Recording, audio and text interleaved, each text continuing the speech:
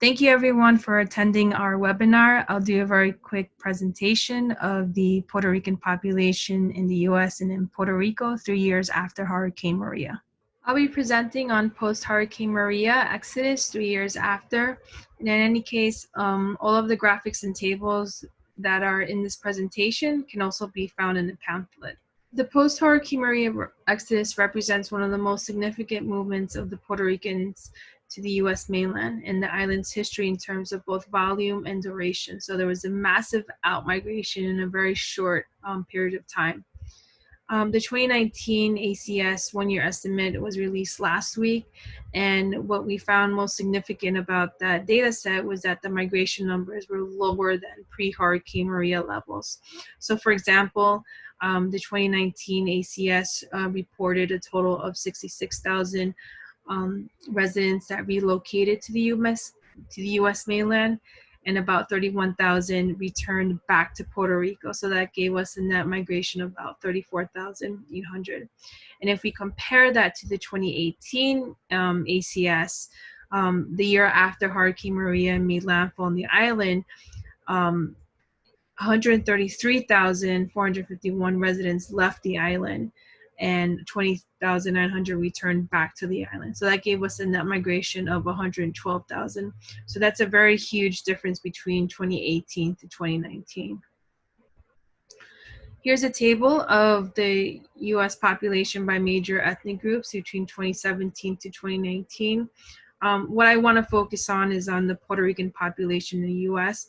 So if we look at 2017, the Puerto Rican population was about 5.5 million in 2017. And 1 year later, since Maria made landfall, that has increased to 5.7 million in 2018.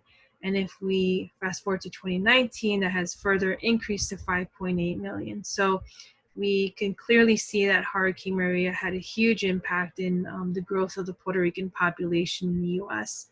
And if we look at the Puerto Rico's population, it was the opposite, where we did see a decline because of Hurricane Maria. And that could be attributed to the outmigration and even deaths as well. So if we look at 2017, Puerto Rico's population was at 3.3 million, and then has drastically declined in 2018 to 3.1 million, and has slightly declined to 3.1 million in 2019. So we could see here that if we look at the change between 2018 to 2019, it hasn't changed too much. But again, Hurricane Maria really did have a huge impact in both Puerto Ricans in the US and on the island. In this graphic here, we get a nice bird's eye view of the migration flows from Puerto Rico to the US between 1941 to 2019. And here we have 3 different indicators. We have the population balance equation represented in red, the American Community Survey, and the net movement of passengers, which is data from the Department of Transportation Statistics. And as we can see here in the graphic, during this time period, we saw more of an outmigration flow here, and this represents the Great Migration period. And then if we fast forward during the economic crisis, you know, all 3 indicators do sort of tell a similar narrative. And if we look at here during the economic crisis period, we do see more of an outflow than inflow. And if we look at during Hurricane Maria 2017, we do see a huge increase in terms of outmigration, and represented across all 3 indicators, but the net movement of passengers really does show the volume of migration, of outmigration here. But in 2018, 2019, interestingly enough, we tend to see more of a return migration happening. So this is very interesting, and we discussed that a bit more in the pamphlet. In this graphic, we look at Puerto Rican population in Puerto Rico and in the US. So it's a very telling graphic in terms of the growth of the Puerto Rican population over time, and the decline of the Puerto Ricans in Puerto Rico over time as well. So Puerto Rico's population continues to decline, even slightly, while the Puerto Ricans in the U.S. continue to grow. And we did see that gap widen between post-Hurricane Maria. Since Hurricane Maria struck the island, there was a massive out migration in a very short period of time. But it's very clear in this graphic that the long-term migration trends are expected to continue the trajectory of the economic crisis period. The impacts of stateside Puerto Rican communities. So we see here, we look at 2018 and 2019 and the top 10 states. So this should be no surprise. Florida continues to be the state with the largest Puerto Rican population, followed by New York and Pennsylvania, New Jersey. But what I want to sort of get out of this table in terms of gains between 2018 and 2019, New York was the state with the most population gains, Puerto Rican population gains. So it has gained about 26,700 Puerto Ricans. Texas is another state that has gained population, Puerto Rican population, of about 24,000, followed by Pennsylvania, 15,000, and Massachusetts, 11,000. In terms of modest gains or growth, Connecticut, Florida, and Illinois tend to hold that spot. This is very interesting. New Jersey was the state with the largest loss of Puerto Rican population between 2018 and 2019. And that loss was about 32,566. And this last table we have here, this is the migration from Puerto Rico to the top 10 states. So as we saw in the first slide, there are about 66,000 residents that left the island to the U.S. mainland, and the majority of them relocated in Florida, Texas, Connecticut, Pennsylvania, and Massachusetts. So just some concluding remarks here. So with the 2019 data, it does suggest that Hurricane Maria exodus is slowing down. Long-term migration trends are expected to continue the trajectory of the economic crisis period. Stateside Puerto Ricans showed the largest decline in New Jersey between 2018 to 2019. New York and Texas showed the largest gains of the Puerto Rican population in that same one-year span. And we're going to have to wait for the 2020 data to give us an idea of certain whether the earthquakes or the pandemics are inducing further depopulation of the island. If you have any questions, feel free to email me at jhinojos@hunter.cuny.edu. Thank you. Thank you so much, Jennifer. I would like to, state again that the discussion will follow all the presentations, but if there are factual questions, I will feed them to the presenters so that they can answer those questions 1 or 2 minutes before we go to the next presentation. So Jennifer, we got a couple of questions that are pertinent, and if you can they're factual, right? So one question is, if you have numbers prior to migration and migration prior to to Maria, the actual numbers, and also after Maria, if you can speak about what happened in terms of numbers, right? And the other question is, what has been the impact of COVID on migration? So I'm going to leave those two. There are a couple more that are more discussion based that I will leave for afterwards. Okay. Thank you very much. The numbers prior to Hurricane Maria, we call them the economic crisis numbers in terms of migration. I'm trying to look for this graphic that we always push out, and we always update it to look at the return migration and out migration. But I want to say the numbers are I believe they were not as high as that they are right now, but they were we were looking at numbers between the 30,000s, 50,000s during pre-Hurricane Maria in terms of the out migration. Obviously, we saw in the presentation when Hurricane Maria hit, that number went as high up as 233,000. So there's a huge difference day and night. But what we're seeing now is that the outmigration, we're returning back to what it was pre-Hurricane Maria levels. And I believe the second question related to the COVID question. So can you repeat that question? Sorry, Edwin. Well, the other one was in regard to COVID and Mhm. what you estimate to be the impact of that.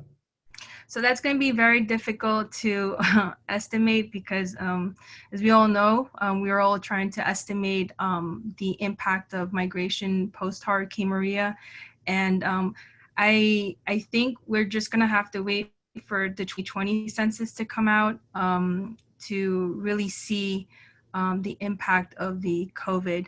I know that we have the other researchers are using the Department of Transportation's statistic, the net movement of passengers. So that'll be a great way to measure that because we have, I believe, monthly data. So that would be a way to sort of to look into that. But in regards to census, it might be a bit difficult. Edwin, I don't know if you want to chime in on this. Well, the other question that is surfacing here is whether the migration that went to the stateside, right? The people that left the island actually returned to Puerto Rico. In other words, when you compare the two flows, what is the proportionality, right, between the two flows? What is the net migration in the last couple of years that you can speak whether all the people that left actually are returning to Puerto Rico? Right. So what we saw with the 2019 data, I believe was about 20,900 residents that returned back to Puerto Rico. So that one, what we're seeing is a bit of an uptick of return migration when we compare that to the 2018 data. So the net migration, I believe, I discussed that in the first slide. I believe it was like a net migration of 34,000, and when you for 2019, and if you compare that to the 2018 ACS that was 1 year post Hurricane Maria, it was 112,000. So that's a large gap between 2018 and 2019. So we are seeing a bit of a return migration, but it's not enough to level off, to say that it was an immense migration. People are heading back to Puerto Rico. So, and I believe Census released an article related to the effect of a return migration happening that we have not seen in many decades. So if you look at that graphic where it shows the historical net migration between 1941 to 2019, you see that uptick of a return migration. But in my 2 cents, I don't think it's enough to say, oh, there's a huge migration flow back to Puerto Rico that really balanced out people leaving Puerto Rico, if that makes any sense. So I think my suggestion is that we're going to have to wait till the 2020 census does come out and, look into different method. I know there's different methodologies to look into migration using cell phone data, et cetera. And I believe we discussed that in the 2-year anniversary pamphlet that we released a year ago. So we're just going to have to wait and see. Is there a return migration? Yes, there's an uptick, but it's not as drastic as, what. But I think the salient point in what you're referring to is that this last year, compared to even prior to Maria, has been a lower number than Correct. what it was during the economic crisis. So there is a phenomenon there that we need to study. Okay, so I believe the first question was related to the brain drain.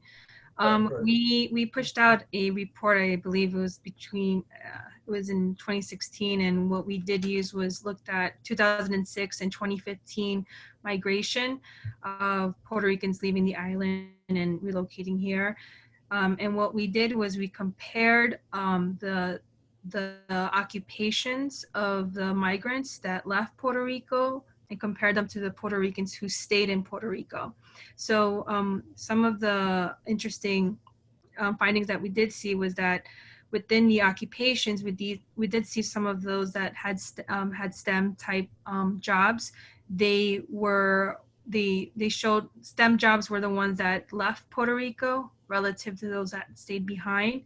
And then we did see also within the lower sector, low wage jobs such as production, material moving, food and building and grounds cleaning, they also were represented higher within the migrants that left between the 2006 and 2015 period. So we did see it a little bit of both. Whether there's a true brain drain is a question that we're trying to figure out with the data. But we hope to update this report using the 2006 and to 2019 data. So how do you compare that with post-Hurricane Maria? Well, post-Hurricane Maria, everyone left. There was not one particular people with certain type of occupation or age. It was just everyone had left during post-Hurricane Maria. And I'm not too sure what was the next question. Yeah, I think that was the main question, whether you saw some, selectivity in terms of the migrants. So I guess Carlos, I think you have your question. So why don't you go ahead? Yeah. Jennifer, you're muted. It's a great point, but we gotta hear it. So we released a report related to the discussion with the school closures, and I think one of the recommendations that we proposed in the brief was to create a multi-purpose community centers to these closed school buildings. But since we had the earthquake, so that's kind of difficult to sort of do that. But I think one of the proposals that we've had was that to create services to the elderly and disability folks in some of these communities where they're experiencing deep depopulation. So for example, just to create services for these for the elderly community, especially in the rural areas, to serve as emergency facilities. So those were one of the things that we had proposed. And in regards to the school enrollment, it is declining. We received some statistical numbers from the Department of Education that we hope to release in an upcoming research brief. For example, 1 year later after Hurricane Maria, student enrollment was 307,000, and now it's at 277,000. So that has decreased. So it might go back to what Sandra was saying with the dropouts, right? Students relocating. So that has a major effect in these communities where not only are they experiencing school closures, but they're also experiencing the out migration of these school-age children with their families that are leaving these municipalities. So I'll wrap that up.